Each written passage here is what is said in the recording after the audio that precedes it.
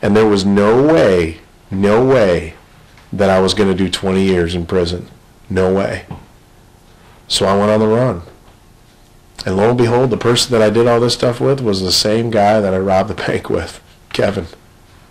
We were back together. The first year I was out, I was doing good at avoiding him and him avoiding me, and all of a sudden we reconnected, and everybody would tell us that when they first saw him and I walk together somewhere into a bar or a club or a party, they'd be like, oh man, I can't believe these two guys are together again.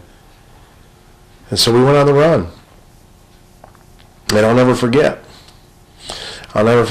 standing at this park with Kevin, and both of us were armed, and we were in this car, and we'd been smoking crack and doing cocaine and smoking marijuana and drinking, and we were standing out by this lake. I just got off the phone with my mom because the police were looking for me, and she was crying on the phone and yelling at me over the phone, why, Mike, why are you going to do this to us again? Her heart was just shattered and broken. And I remember hearing about the police that would show up at my daughter's school and ask if she'd seen her daddy around the school at all. And the shame and the embarrassment I caused her, because all the other kids would say that her daddy's getting looked for by the police because he's a prisoner and he's going to go back to prison.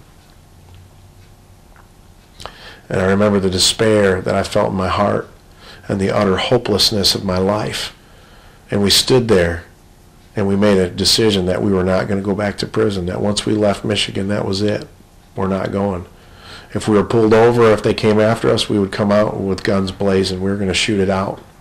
They would have to kill us because we weren't going to go back. And so we went to a bar.